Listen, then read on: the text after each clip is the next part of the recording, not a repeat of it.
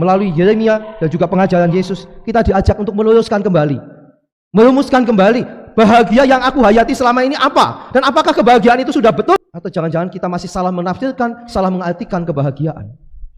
Semoga ketika kita bisa merumuskan kebahagiaan yang sesungguhnya, ketika kita memperjuangkan kebahagiaan yang sesungguhnya, kebahagiaan itu akan kita dapatkan. Bukan karena kita yang hebat mencarinya, bukan. Karena kebahagiaan sudah disediakan Tuhan di hadapan kita.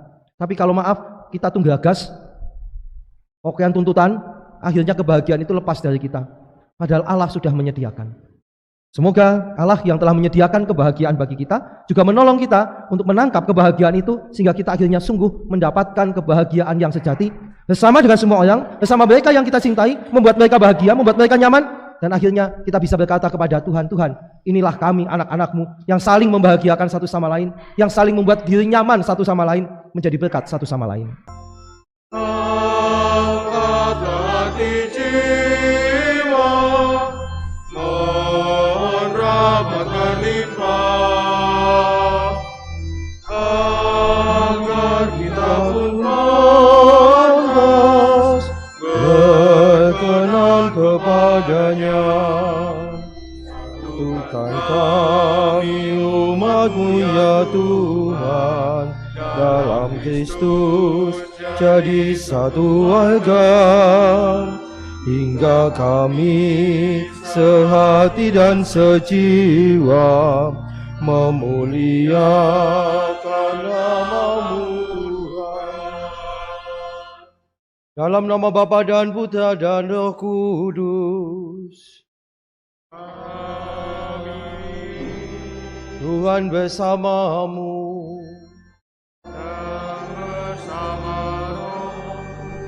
Bapak Ibu dan para saudara sekalian yang terkasih, selamat sore.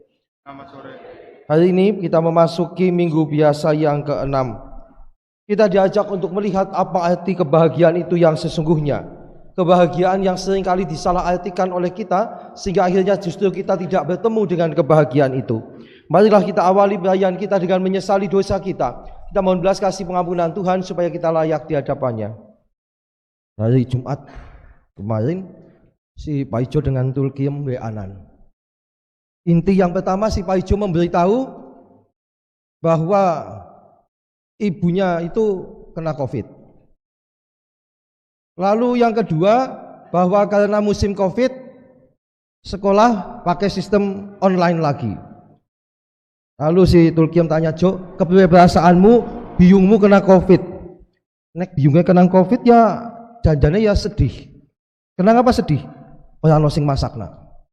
Tapi perasaanmu pelajarannya online maning seneng. Jadi jane kowe kalau COVID seneng apa ya? Ya ana senenge, ana ora senenge. Tapi nek kowe kon milih gurumu kena COVID apa ora kepriwe? Ya nek gurune kena COVID ya ora apa-apa sih. Asal murid-murid itu ora kena COVID. Lalu Pak Ijo mengatakan, "Yam, esuk Valentine ki dinane Senin." Iya pancen tanggal 14 Senin kena apa sih? Nyong apel munggonmu ya. Loh, jatah apelmu dina setu. Nek kok tanggal 14 apel berarti tanggal 12 ora apel. Ya ora, tanggal 12 apel mingguan, sing tanggal 14 apel khusus. Apel Valentine.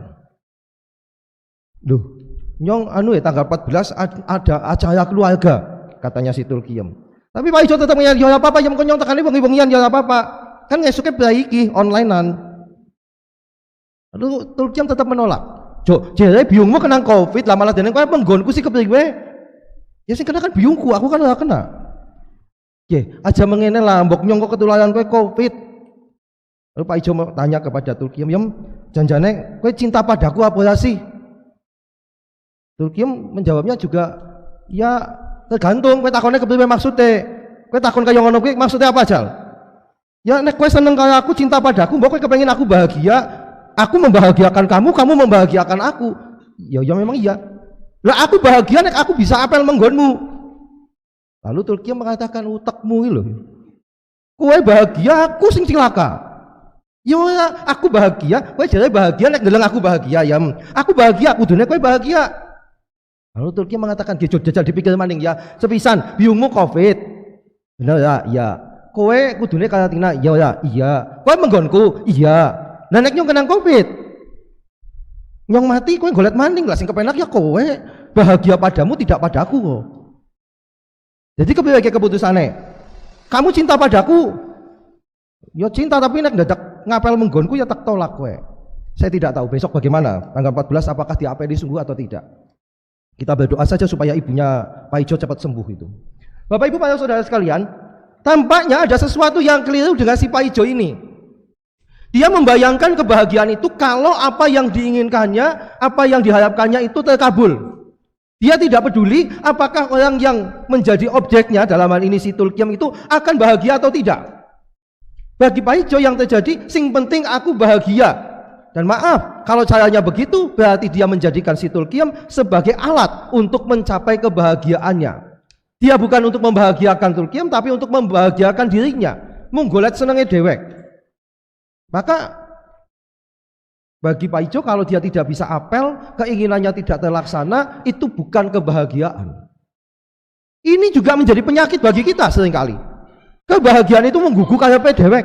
Kebahagiaan itu hanya untuk memuaskan keinginan kita, nafsu kita saja, tanpa peduli apakah kebahagiaanku itu dibangun di atas kebahagiaan orang lain atau malah dibangun di atas penderitaan orang lain. Maka kebahagiaan itu justru hanya untuk pelampiasan saja, memuaskan egonya. Tidak peduli orang lain menjadi tidak nyaman, tidak bahagia. Hidup kita pun sama. Kalau hidup kita ini kebahagiaan diartikan bahwa semua keinginan kita tercapai, hanya ada dua kemungkinan. Kita tidak pernah bahagia, atau kita bahagianya membangun kebahagiaan itu di atas penderitaan orang lain, karena kita tidak peduli perasaan orang lain, tidak peduli kebahagiaan orang lain, tidak peduli kenyamanan orang lain. Yang penting aku bahagia. Tadi seperti Pak Ijo, dia nggak peduli sih Tulkiam itu nyaman atau tidak, bahagia atau tidak, pokoknya aku kudu apel. Tidak peduli yang diapeli itu sebetulnya sudah tidak nyaman, yang diapeli itu tidak kepingin karena takut ketularan Covid. Hari ini kita diajak melalui bacaan pertama dan juga bacaan Injil untuk melihat apa artinya kebahagiaan yang sesungguhnya. Kebahagiaan yang sungguh-sungguh, kebahagiaan yang bukan hanya menjadi pemuas keinginan dan nafsu kita saja. Kitab Nabi Yeremia. Bagi Yeremia, kebahagiaan adalah ketika kita tidak mengandalkan kekuatan kita dan kita berani mengandalkan kekuatan Tuhan sehingga kuasa ilahi bisa bekerja dalam hidup kita. Itu kebahagiaan. Karena tadi seperti Pak Ijo, kena guguk kayak dewek tok, berhadapan dengan Tulkiam begitu, kira-kira berhadapan dengan Tuhan juga begitu. Ketika Tuhan nanti mungkin suatu saat bersabda, "Jo, calonmu du Tulkiam sing liyane." Dia pasti protes, "Ndak, pasanganku kudu si Tulkiam itu, ndak bisa, ndak ada yang lain." Itu artinya memaksakan diri bahkan di hadapan Allah. Karena Pak Ijo menolak, mungkin suatu ketika dia merasa harus menunggu si Tulkiam itu. Sampai kapanpun dia tidak akan mendapatkan, dan sampai kapanpun dia tidak bisa bahagia. Bukan karena Allah tidak kasih kebahagiaan, tapi karena kita ngeyel dengan keinginan kita. Maka Yeremia jelas, dia mengatakan, terkutuklah orang yang mengandalkan manusia. Lalu dia mengatakan, diberkatilah orang yang mengandalkan Tuhan. Dalam bahasa lain, berbahagialah mereka yang mengandalkan Tuhan dan menaruh harapannya pada Tuhan. Jadi kebahagiaan itu bukan soal bahwa Allah mengabulkan keinginan doa kita, bukan. Tapi bagaimana kita terbuka menerima kehendak Allah, bagaimana kita mengandalkan Allah, bukan guguk kayak dewek tadi. Itu kebahagiaan. Dalam bacaan Injil, Yesus juga menunjukkan hal yang sama. Apa yang dipandang secara kacamata manusiawi kita sebagai penderitaan, tapi oleh Yesus itu dikatakan sebagai kebahagiaan. Dibalik gitu loh. Ya, itu yang miskin, itu orang miskin selalu dalam kacamata kita dipandang sebagai orang yang menderita. Tapi Yesus justru mengatakan, berbahagialah kamu yang miskin, karena kamu yang punya kerajaan Allah. Lalu apakah kita semua harus jadi miskin? Bukan soal miskin harta, tapi masalahnya adalah ketika orang yang miskin itu lebih banyak mengandalkan Allah, sementara orang kaya mengandalkan hartanya. Orang yang berkuasa mengandalkan jabatan dan kekuasaannya, sementara orang miskin yang tidak punya uang, yang tidak punya jabatan, kedudukan, sungguh mengandalkan Allah. Maka sekali lagi, ini bukan soal berapa banyak duit yang ada pada kita, bukan soal berapa banyak kekuasaan yang kita pegang, bukan itu. Tapi apakah dalam situasi yang demikian ini kita masih berani mengandalkan Allah? Orang yang kaya bisa jadi suatu saat jatuh miskin. Kalau dia ketika kaya itu masih mengandalkan Allah, maka dia tidak akan sampai stroke ketika dia jatuh miskin. Kenapa? Ya memang dia selalu mengandalkan Allah. Dia percaya kepada Allah bahwa semua yang dia miliki adalah milik Allah yang dititipkan kepadanya untuk dikembangkan jadi berkat bagi orang lain. Tapi kalau dia mengandalkan kekayaannya, ketika kekayaan itu habis, hilang, ya dia akan kecewa, dia akan jatuh. Sungguh tak berdaya. Saya punya teman SMP yang neneknya itu, kakek neneknya kaya sekali. Suatu ketika di rumahnya terjadi pencurian atau perampokan, waktu itu saya tidak tahu. Lalu harta yang luar biasa, waktu itu bank ya belum terlalu laris seperti sekarang ini. Perhiasan, uang itu disimpan di kamarnya. Ketika terjadi pencurian atau perampokan itu, dia sungguh kecewa karena semua dibawa oleh si penjahat tadi.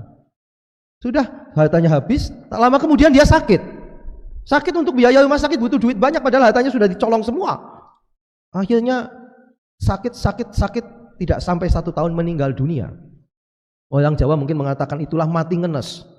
Mati karena kecewa, mati karena sakit hati. Padahal kalau orang lain, tidak usah orang lain, suaminya, dia sama-sama kayanya kan dengan orang ini. Tapi ketika sudah terjadi kejahatan itu dia mengatakan, ya mengkonggolet maning. Dengan begitu ringannya dia mengatakan, ya mengkonggolet maning, sing penting sehat bisa golet duit. Karena kalau tidak sehat tidak bisa buat apa-apa, malah akhirnya sakit seperti itu, butuh biaya.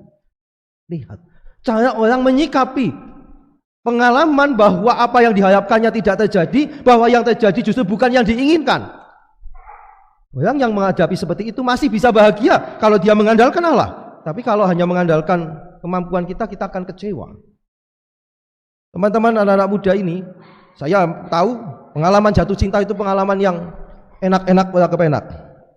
Enak ketika jatuh cinta, deg-degan ketika harus menyatakan cintanya, enak lagi kalau diterima.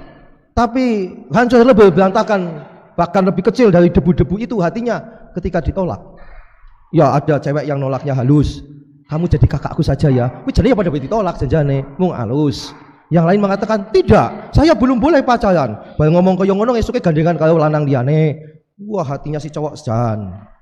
Ada banyak pengalaman. Tapi kalau sekali lagi pengalaman yang sama, kalau kebahagiaan itu hanya diletakkan pada peristiwa saya dikabulkan keinginan saya atau tidak, berhasil atau tidak usaha saya yakin kita akan sulit menemukan kebahagiaan. Dan kalaupun kebahagiaan itu dicapai, kita menginjak-injak kebahagiaan orang lain. Padahal kebahagiaan yang sejati itu aku bahagia, kamu bahagia, kita semua bahagia, Tuhan juga bahagia melihat kita semua. Dalam keluarga juga sama. Besok pagi ada hari misa khusus untuk pembayaran janji perkawinan dalam rangka hari perkawinan sedunia yang jatuhnya juga tanggal 14 Februari nanti. Dalam keluarga juga sama. Kalau keluarga, suami, istri hanya menuntut supaya keinginannya itu tercapai, dia tidak akan bahagia. Karena yang namanya pasangan hidup, yang namanya anak, itu bukan miliknya. Mereka punya hidupnya sendiri. Sehingga bisa jadi apa yang diinginkan, yang diharapkan tidak sesuai. Dia kepingin punya istri yang, ya kalau orang suami minta istrinya yang cantik, yang pandai masak, pandai ini itu maaf. Daftar seleksinya itu seperti daftar menyeleksi pembantu rumah tangga sebetulnya. Istri saya harus bisa masak, bisa membersihkan rumah, bisa ngurusi anak, bisa, walah. Ini ngono ngerasa golek bojo, golek pembantu rumah tangga saja sebetulnya. Tapi tuntutannya tinggi, tidak tercapai. Aduh, saya tidak bahagia dengan pasangan saya yang ini. Lain lagi, saya bahagia, kenapa? Istri saya manut, suami saya manut, kon ngapa-ngapa manut. Tapi apakah saat itu dipikirkan, apakah yang manut itu nyaman, apakah yang manut itu juga bahagia? Jangan-jangan kita bahagia, mereka menderita. Bapak Ibu, para saudara sekalian yang terkasih, kebahagiaan kalau kita memahami secara salah seperti si Paijo tadi, sungguh akhirnya membuahkan buah-buah ketidakbahagiaan. Bisa jadi untuk dirinya, tapi juga ketidakbahagiaan untuk orang lain. Maka hari ini melalui Yeremia dan juga pengajaran Yesus, kita diajak untuk meluruskan kembali, merumuskan kembali bahagia yang aku hayati selama ini apa, dan apakah kebahagiaan itu sudah betul, atau jangan-jangan kita masih salah menafsirkan, salah mengartikan kebahagiaan. Semoga ketika kita bisa merumuskan kebahagiaan yang sesungguhnya, ketika kita memperjuangkan kebahagiaan yang sesungguhnya, kebahagiaan itu akan kita dapatkan. Bukan karena kita yang hebat mencarinya, bukan. Karena kebahagiaan sudah disediakan Tuhan di hadapan kita. Tapi kalau maaf, kita tunggagas, okean tuntutan, akhirnya kebahagiaan itu lepas dari kita. Padahal Allah sudah menyediakan. Semoga Allah yang telah menyediakan kebahagiaan bagi kita juga menolong kita untuk menangkap kebahagiaan itu sehingga kita akhirnya sungguh mendapatkan kebahagiaan yang sejati bersama dengan semua orang, bersama mereka yang kita cintai, membuat mereka bahagia, membuat mereka nyaman, dan akhirnya kita bisa berkata kepada Tuhan, Tuhan, inilah kami anak-anak-Mu yang saling membahagiakan satu sama lain, yang saling membuat diri nyaman satu sama lain, menjadi berkat satu sama lain. Amin. Marilah mengatakan misteri iman kita. Tiap kali kami makan roti ini dan minum dari piala ini, wafat-Mu Tuhan kami wartakan hingga Engkau datang. Pengumumannya itu hanya 2 yang di catatan itu. Yang satu mengingatkan bayar pajak seperti yang minggu lalu. Nah, silakan yang merasa punya kewajiban dijalankan. Lalu yang kedua, TK, SD, SMP, Pius sudah membuka pendaftaran, maka silakan Bapak Ibu Saudara sekalian yang mau memasukkan anaknya ke jenjang pendidikan TK, SD, SMP untuk juga mendaftarkan ikut sekolah di sekolah Katolik, karena kita sebagai orang Katolik punya tanggung jawab membimbing, membina, mendidik anak-anak kita dalam iman Katolik, salah satunya dengan menyekolahkan di sekolah Katolik. Ini harapan gereja bagi kita semua. Bapak Ibu Saudara sekalian yang terkasih, orang yang berbahagia adalah orang yang mengikuti kehendak Allah, terbuka pada bimbingannya, tidak gugup kaya PDW. Tapi mereka yang gugup kaya PDW, yang tidak mau peduli pada kasih Allah, bimbingan Allah, disebut celaka dalam bacaan Injil tadi. Semoga kita menjadi manusia-manusia yang berbahagia. Terima kasih atas kebersamaan dan doa kita ini. Kita tutup perayaan kita dengan mohon berkat Tuhan. Tuhan bersamamu. Allah yang Maha Kuasa senantiasa membimbing, melindungi, memberkati kita, keluarga kita, dan semua orang yang berkehendak baik, Bapa dan Putra dan Roh Kudus. Amin. Saudara sekalian, pergilah, perayaan syukur kita sudah selesai.